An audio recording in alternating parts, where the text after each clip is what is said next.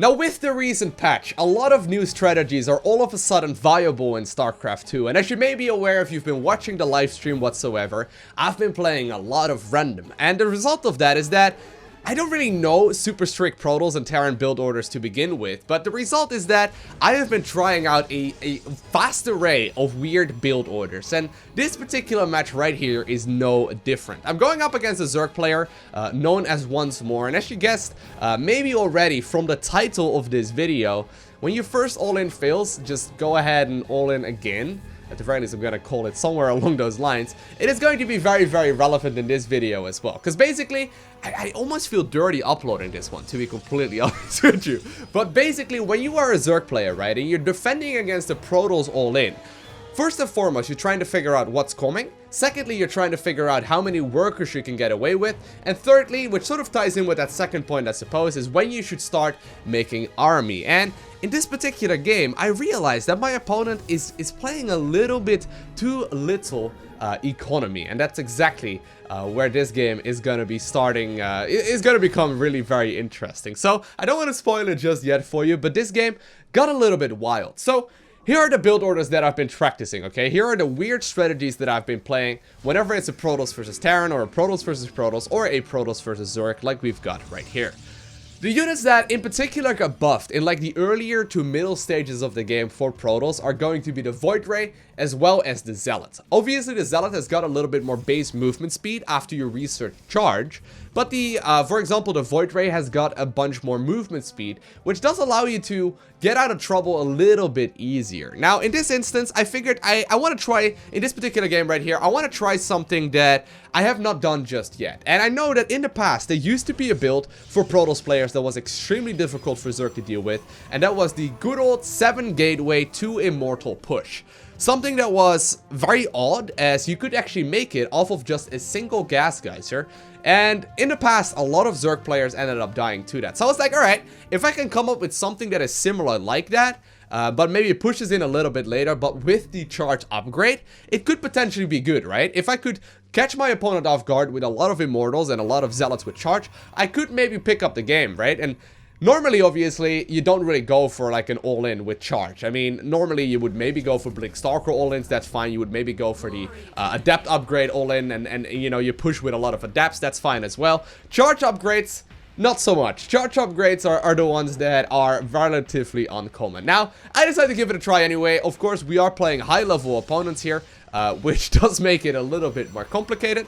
But indeed, I do go for that early robotics facility, and I put it up behind my mineral line to try and hide it to the best of my abilities. Because notice, I do not really have any kind of scouting here whatsoever, or any kind of like anti-air here whatsoever. So if my opponent goes for a scout, I'm kind of in trouble, because I can't really defend against it very easily. I got no stalkers, I need to spend my gas on Immortals and the charge upgrade. Now, I did send out a probe across the map, and as you may have noticed, I did get a little bit of vision there, and I now know that my opponent indeed does have the expansion taken. So I'm feeling pretty comfortable, you know? I know that he's got the third base, and now I'm going to be able to probe up my natural relatively greedily. And by the way, in case you are wondering, I do not plan on taking the gases in the natural. Just simply, since the old build, like the 7 gate, you know, 2 Immortal push was done with just a single gas geyser, I figured if I want to get charged, and I'm zooming the Overlord for some reason, if I want to get charged, I'm going to need a second gas as well, and that's exactly what I am doing right now. Now, my opponent is scouting about, he gets a glimpse of what I'm doing, I decide to go for the Photon Overcharge right there on the pylon in the main, and the Immortal actually ends up falling, which is rather annoying for him, as you know, he did obviously get a glimpse of the buildings that I've got, right? He does know relatively well on what is coming his way here very, very shortly. Now, here's the thing though, if you scout this as a Zerg player, right, you see those two buildings right now, the Twilight Council as well as the Robotics Facility. Here are the options that are common for Protoss. It's either like an Adapter where there's a War Prism coming in relatively early into the game, and you know, there's going to be the Adept upgrade right here, that's going to be able to do a ton of damage to the Zerg mineral line, so you need to start making units to defend against that. Or what it could also be is something like an Archon drop, which has been a lot more common, and I think my opponent is indeed making that assumption, as we right now see that he's got that Roachborn on the way, he's got the Baning Nest on the way as well, he's going for the +1 melee, he's really trying to play a relatively safe setup that's going to be able to defend against, you know, a common one base or two base all in from the Protoss. But instead, I'm playing a little bit of an odd style here. I'm not sure if it's going to be working, or I'm not sure here if it would work here myself either. But I am very shortly going to be moving across the map. So I'm adding a lot of gateways. I'm adding up... Whoa, did I just add on 6 more gates? I'm going up to 10 gateways here. Standard Protoss all in. But I know that I'm going to be able to pull out of the gas here very, very shortly. So as long as I don't take critical damage in the meantime, I should be in a relatively good place. And as you can see, I even decided to pull the probes out of the gas geyser to make sure that I get the maximum amount of minerals as an income here. And that is exactly when my War Prism comes out, my gateways finish up, and I'm going to be able to start pushing across the map. And that's exactly what I'm doing right now. I'm going to be going for the wall off here to make sure that my opponent cannot go for any kind of cheeky Zergling run by. And here's where the push will very soon go down. Now I'm going for a follow-up here with a single observer too, but the War Prism is out and I'm going to be able to make a ton of units. Now, obviously, right, if my opponent manages to defend this, he's going to be in a very, very, very good stage. And I'm walking up the ramp here and I'm like, oh no. First I saw the Zerglings. First I saw that he had a lot of Lings out, and I managed to defend against, you know, the Lings just fine, but my opponent has so much army left over, and he completely and utterly shuts down the amount of units that I had there, right? Now, at this point though, I know that he had a lot of army there. He had more army than he should have had, right? So as long as I managed to defend a counterattack, if you have a look at the income tab, he only has 42 harvesters. Just simply from playing a lot of Zerg, right? I'm aware of the fact that my opponent played greedier than he should have, okay? He does not have a big eco here, and if he decides to overcommit here on the potential follow-up, I'm gonna be in a really, really, really good state. Now, my opponent indeed is gonna be morphing into Banelings, but I know as long as I can make these gateways work, I may actually be able to be in an okay spot. I may be able to get a couple of force fields out as well, because since I've been warping in Zealots exclusively anyway, I'm going to be able to get some force fields. And if I manage to control my army here correctly, I'm not even in that bad of a spot. And as you can see, my opponent actually decides to start droning up right now, knowing that until right now, he's probably been even with the Protoss in economy, and I'm okay with that. You gotta keep in mind, the army supply does not tell the whole story. I got far higher tech. I got my Immortals. I got my, you know, Zealot charge. I got very nicely upgraded units here, whereas my opponent is still stuck on this, like, tier 1.2, or like 1.5, I suppose, you know, where he's trying to do some damage. Now, I tried going for a cheeky little run-by here, warping into the right side. Not entirely sure what I was thinking there. I was hoping that he would have broken my front door at that point so I could charge in with units from the side, but that didn't really work, and I'm forced to right now release my own units. Now, here's the thing. Charge is really good. Immortals are very good against roaches, but so are Zealots now. In the past, roaches could actually counter the Zealots quite nicely, as roaches could just simply kite backwards, right? They could kite backwards, but nowadays, with the new patch, look at this. Zealots are a little bit faster, and off creep, Zealots are actually just fine at engaging roaches and Ravagers. The Ravagers cannot easily kite against these units anymore, because when they try to, the Zealots are just a little bit faster and it will close the distance a little bit quicker as well.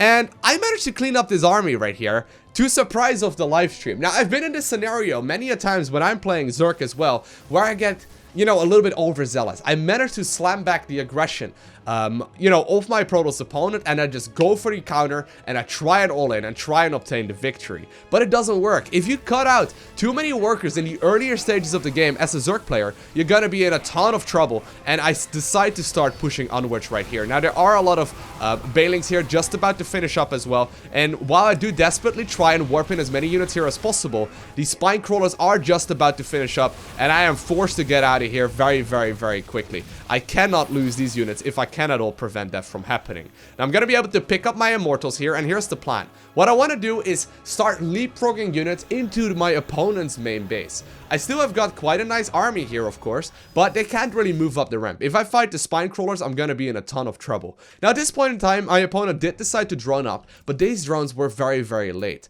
I decided to move my units towards the main base here, drop my Immortals here, and do a huge warp in.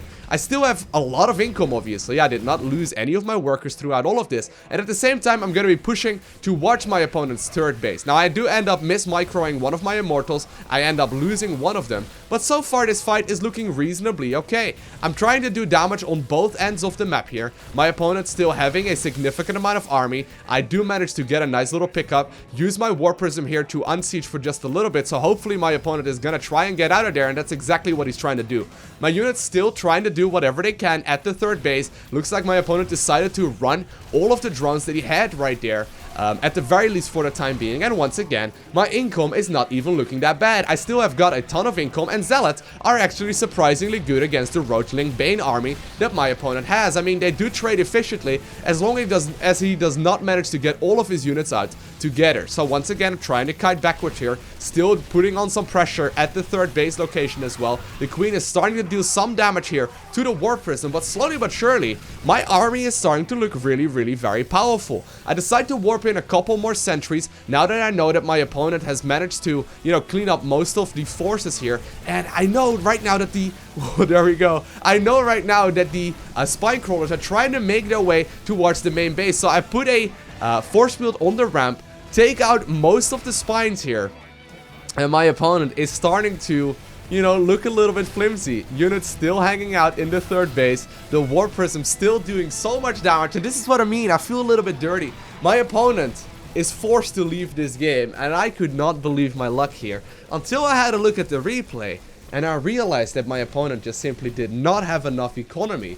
You know, while he had a lot of army to initially slam back, right? And he had a lot of units, he just simply did not have the economy to properly fight me after the fact. And instead of like droning up, after he took the army lead, and after he cleaned up my initial pressure, he decided to go for a semi-all-in, so to say, as he went off creep with his massive army instead of droning up. And he tried finishing me off. And I mean, I still had a lot of probes, and I still had a lot of, you know, high-tech units, so to say, or at the very least higher tech units than him. And eventually, I just managed to overpower him right there.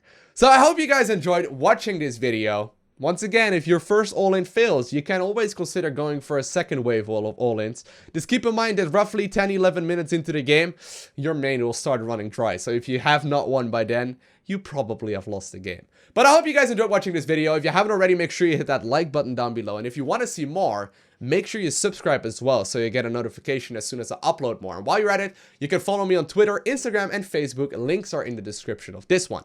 And other than that, I want to thank you very much so for watching. Have an amazing day. Do not forget to smile, alright? And I'll see you in the next episode.